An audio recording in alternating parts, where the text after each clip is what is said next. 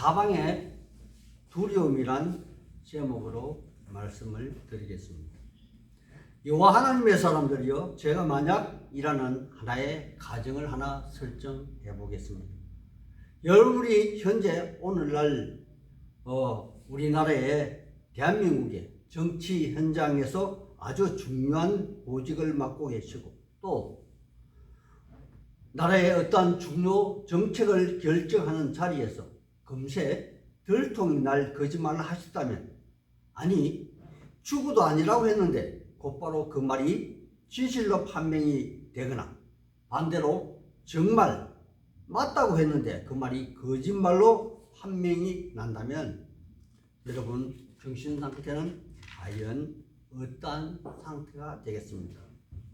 아마 보통의 사람들은 양심의 가책을 받아서 누가 쫓아오든지 쫓아오지 않든지 간에 지레 겁을 먹고 도망을 하거나, 아니면 괜히 도둑이 자기 발 저린다고 주위에 다른 사람들의 자기의 거짓을 알아차릴까봐 역으로 눈치를 보며 아무런 이유도 없이 역정을 내며 도리어 큰 소리로 허풍질을 하게 될 것입니다. 여기 오늘 마골 밉삼임이란 말의 뜻도 양심의 가책을 받아 그 어떤 곳으로도 피할 곳이 없이 자기의 벌거벗은 민낯을 들켜버릴까봐 엄청 두렵다는 그러한 말의 뜻입니다. 하나님의 사람들이요, 여기 마골 밉삼이라는 말은 에레미야 선지자가 그의 사역의 대적자인 예루살렘 성전의 총 감독직을 맡고 있었던 바스훌이라는 사람에게 붙여줄 또 다른 이름입니다. 그렇다면 어떻게 에레미야 선지자는 엄연히 바스훌이라는 좋은 이름의 뜻을 가진 그에게 또 다른 저주의 이름을 지어주었느냐 하는 의문이 여러분도 생길 것입니다. 그 이유는 아주 간단합니다. 바스훌이라는 이름의 뜻은 히브리어로 형통하다, 모든 일이 순조리 잘 풀려간다, 그런 뜻입니다. 하지만 그 인생의 여정이 그의 이름의 뜻대로 형통하지 못하기 때문에 마골 밉삼임, 즉 사방의 두려움이란 이름의 뜻대로 그의 모든 만사가 두렵고 주변의 모든 일이 공표를 안겨줄 것이란 그러한 의미에서 그의 이름을 이렇게 붙여준 것입니다. 그렇다면 여기 마골 밉삼이라는 말이 도대체 왜 여기서 등장하는지 한번 알아보는 시간을 갖겠습니다. 참고로 현대 한국 정치인들이 아주 가끔 자기의 부끄러운 민낯을 보였다고 자살하는 사건이 있는데, 이는 인본주의, 즉 주변 사람들이 자기를 어떻게 판단을 할까 두려워하는 것과 여기 본문의 양심의 소리는 내면으로부터 울려 퍼지는 사방의 두려움은 결과는 똑같은 형태로 나타날 것이지만, 자살해서도 안 되는 신앙의 관점에서 오는 전혀 다른 형태의 두려움이라는 것입니다. 그럼 오늘 본문을 한번 심도 있게 한번 살펴보겠습니다. 첫째, 역사적 배경입니다.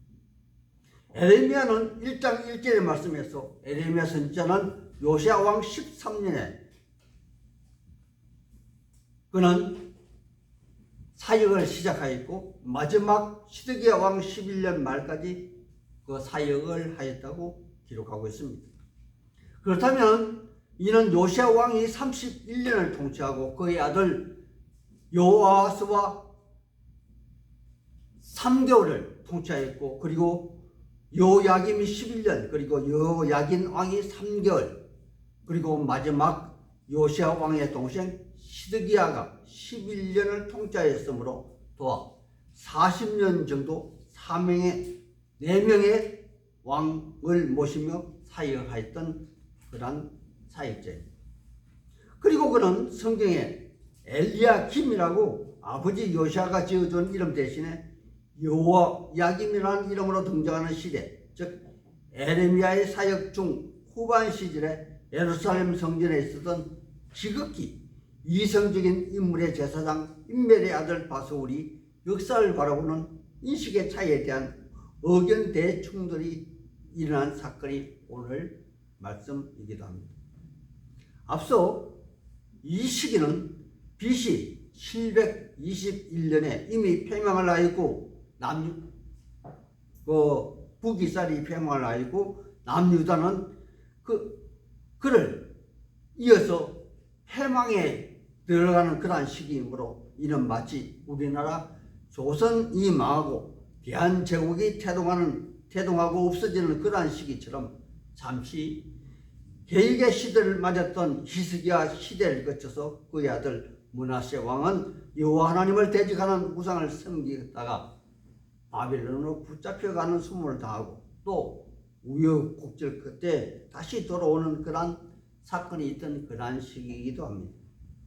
그리고 그의 아들 아몬을 이어서 요시야 왕의 등극으로 마지막 희망의 불씨를 꺼트리지 않기 위해서 애쓰던 요시야 왕이 애굽의 바로 느고가 바벨론을 치겠다고 이스라엘 땅을 통과하고자 하던 그러한 사건을 방해하다 머깃도 전투에서 전사를 하게 되므로 이제는 정말 더 이상 남유다에는 소망이 없음을 깨달은 에레미야는 탄식하며 그를 위한 애가, 즉 에레미야 애가를 지어 탄식을 하던 그러한 시간이 막 지나가는 그러한 시기였다는 것입니다. 그리고 그의 아들 여호아스는 23세에 등극을 하지만 애굽 왕 바로 느고 왕이 아버지 요시야 왕의 머기도 사건 때문에 반애굽 정책을 펴리는 우리와 염려 때문에 약 3개월 치리하게 하였고 애굽 왕이 그를 다시 폐위하여 요시야의 다른 아들 엘리야김을 여호야김으로 계칭하여 왕으로 삼은 그러한 이스라엘 나라에서는 그러한 격동의 시기였다는 것입니다. 하나님의 사람들이요, 이러한 역사적 사실의 내용은 역대하 36장 1절에서 4절 사이에 자세하게 기록이 되어 있습니다. 그리고 애굽의 바로 느고는 당시에 신흥 강자인 바벨론과 전쟁을 위해서 대군을 이끌고 갈그미스 전투, 즉 바벨론을 침공하다 바벨론의 느부갓네살 왕에게 대피하여 애굽의 본토마저 바벨론 수중으로 들어가는 그러한 시기이기도 합니다. 그러므로 지리적으로 역사적으로 그 중간에 있던 남유다의 운명도 이와 마찬가지로 여호야김 왕도 바벨론으로 포로가 되어 끌려가는 그러한 순환의 역사의 시대에 한 중간에 오늘 사건이 있었다는 것입니다. 다음은 에레미야와 바소울의 사이의 차이에 대해서 제가 한번 살펴보았습니다. 하나님의 사람들이요, 먼저 에레미야는 선지자입니다. 그렇다면 선지자는 당신의 말을 전하는 것이 아니라 그를 보낸 여호와 하나님의 말씀을 대언하는 그러한 대언자입니다. 참고로 우리는 성경의 선지자 중 최고의 선지자를 아브라함으로 꼽고 있습니다. 왜냐하면 창세기 18장 17절에 보면은 여호와 하나님이 소돔과 고모라 성을 멸망시키려 하실 때 미리 그 사실을 아브라함에게 알게 하신 사건에서 유래가 된다는 것입니다. 제가 그 부분을 발췌해서 읽어드리겠습니다. 여호와께서 이르시되 내가 하리는 것을 아브라함에게 숨기겠느냐 하신 말씀인 것입니다. 그리고 아모스 3장 7절의 말씀을 보면은 주 여호와께서 이르시되 자기의 비밀을 그 종 선지자에게 보이지 아니하시고는 결코 행하심이 없으리라, 그렇게 말씀하셨습니다.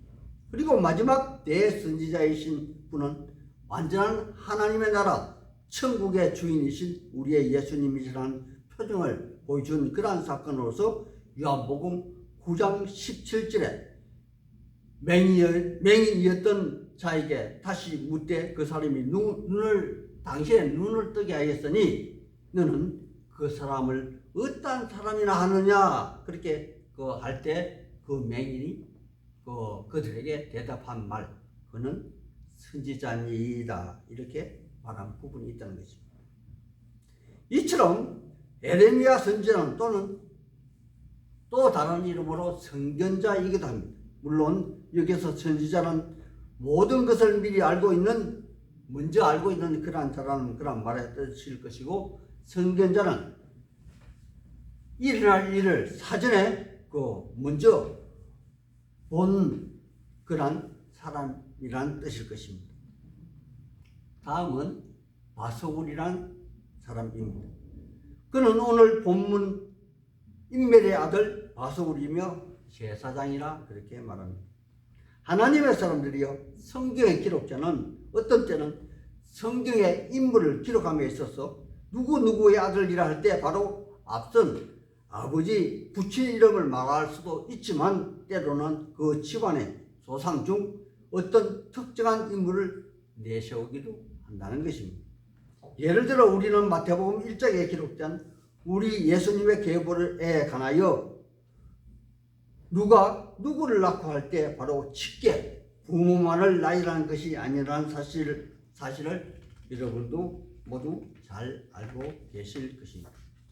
이와 같이 여기에 등장하는 바술의 아버지 인멜은 역대상 24장 15절에 다윗 왕이 정한 제사장의 인물 중 16번째 반차의 인물로 등장하는 그러한 사람입니다. 따라서 여기 바소굴은 그 인멜의 자손이거나 아니면 그 조상의 이름을 딴 인멜의 아들이라 그렇게 추정할 수 있다는 것입니다.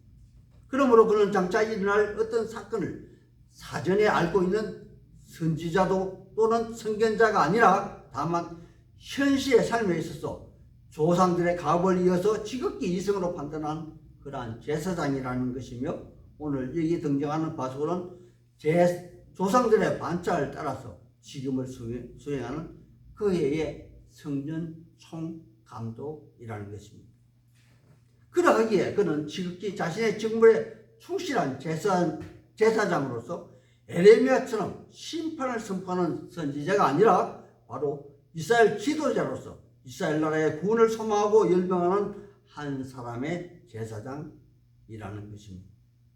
그러한 그가 전혀 알지 못하는 상태에서 자신의 이성에 따른 그러한 이성의 판단의 결과로 본문 2절과 3절에 선지자 에레미야를 목에 칼을 채우고 손과 발에 착고를 채우고 가두고 때리고 한 것입니다.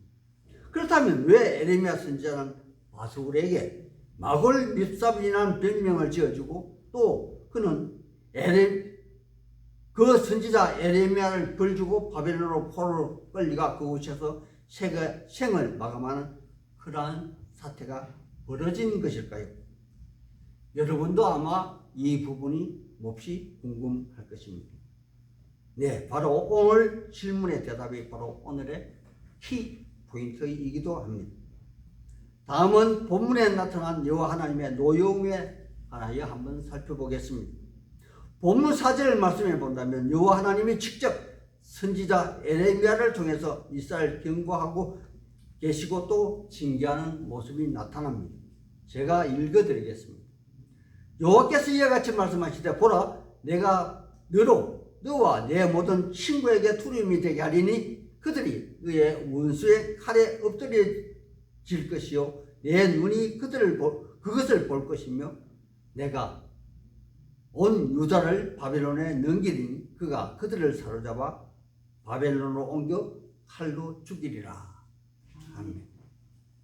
여호와 하나님의 사람들이요, 여기서 여호와 하나님은 먼저 이 모든 친구들에게 두려움이 되게 하신다고 말씀하고 계십니다.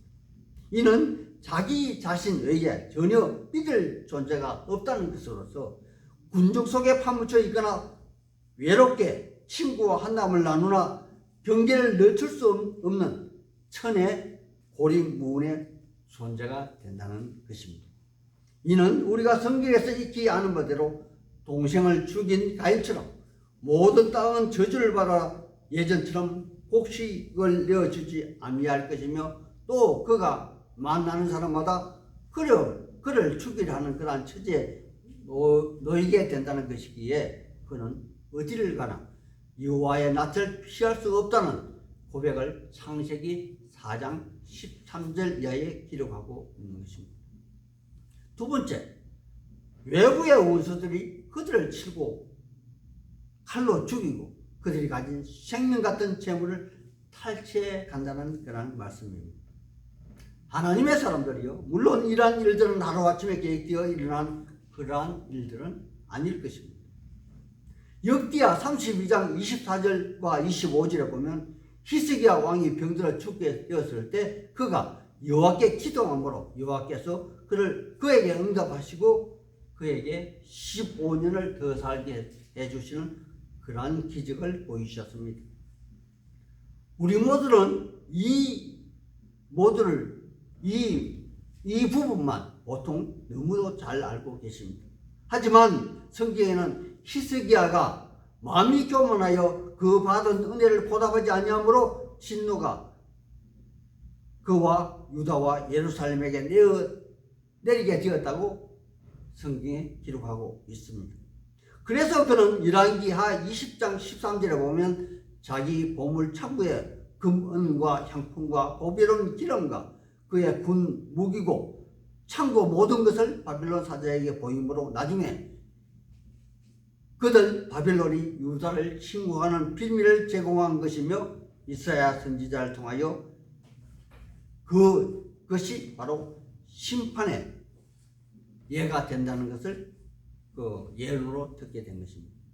또한 그의 아들 므낫세는 더욱 악행을 너무 많이 행하였으며 무지한 자의 피를 너무 많이 흘려서 예루살렘 이 끝에서도 저 끝까지 가득하게 하였으므로 열왕기하 24장 3절 이하에 보면은 므낫세의 죄 때문에 여호와께서 40개를 저리게 아니하시니라 이라고 기록하고 있는 것도 사실입니다.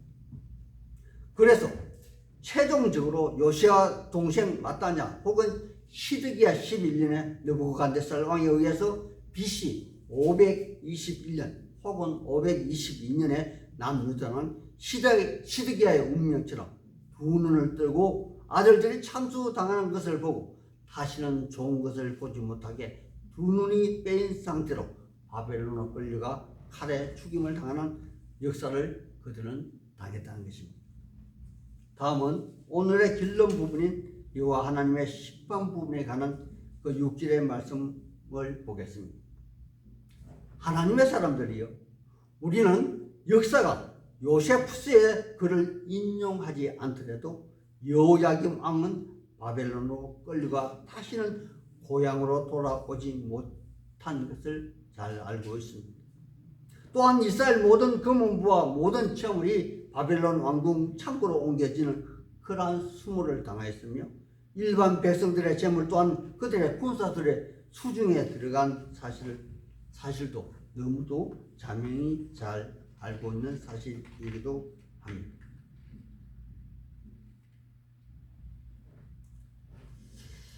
그렇다면 여호와 하나님의 사람이여, 여기 바솔은 단지 일반 제사장일 뿐인데 그는 왜 그 사역을 벗어난 그러한 일을 하게 되었을까요? 바로 그는 그 사역에만 충실하면 되는 것이었어요. 그러나 그는 대부분의 인본주의 사람들처럼 제사장의 직분을 망각한 채 선지자를 자칭하고 예언하였으며 타인을 심판하는 자리에 그가 올라 있었다는 것입니다. 그래서 그는 거짓 선지자라는 오명을 쓰게 되었고 불명의 오명을 쓰고 타국에서 죽은 것이 아니겠습니까? 이것이 다 인본주의의 극치인 지극히 이성적인 기준에서 나온 자기 교만, 자기 확신에 따른, 오늘날로 말하자면 절대주의의 확신에 따른 근시안적, 편협적 사고일 것입니다. 여호와 하나님의 사람들이요, 이제 제 결론을 말씀드리고자 합니다. 저는 오늘 말씀에서 우리의 삶의 한 부분을 말씀드리고자 합니다. 바솔은 여호와를 알되 축복의 통로로만 안 것 같습니다. 이는 그가 하나님을 잘못 알았다는 말입니다. 그런데 우리 하나님은 공의 하나님이시고 당신을 신뢰하지 않는 자들에 대한 죄의 심판자이시기도 하다는 것입니다. 이처럼 당시에 성전의 총감독 바수울이 그랬듯이 그의 이름처럼 맹목적인 성민의식에 빠져서 여호와 하나님은 자신의 모든 일에 형통하게 하시는 분으로만 알고 행동하다 그는 그 자신이 심판을 당했다는 것입니다. 그래서 그는 여호와 하나님의 심판자심을 알게 되는 마골밉삼이라는 새로운 이름을 얻게 된 것은 아닐까요? 이러한 시대적 대착오의 발생은 오늘날에도 여전하여 여호와 하나님을 이렇게 섬기다 낭패를 당하는 분들이 우리 주변에 많아도 너무 많다는 사실입니다. 오늘날 우리 사이에 팽배한 포스트 모더니즘 시대의 인본주의는 명예도 윤리의식도 또 공의도 전혀 없습니다. 이 말은 하나님을 두려워하지 않는다는 것입니다. 다만 그들에게 남아있는 것은 절대적인 자기 교만과 자기 확신에 따른 이념일 뿐이며 그러한 시대에 우리가 살고 있습니다. 하지만 우리 모두는 이 사이에 정죄하는 그러한 자도 아니고 또 심판자도 아니라는 사실을 기억해야 할 것입니다.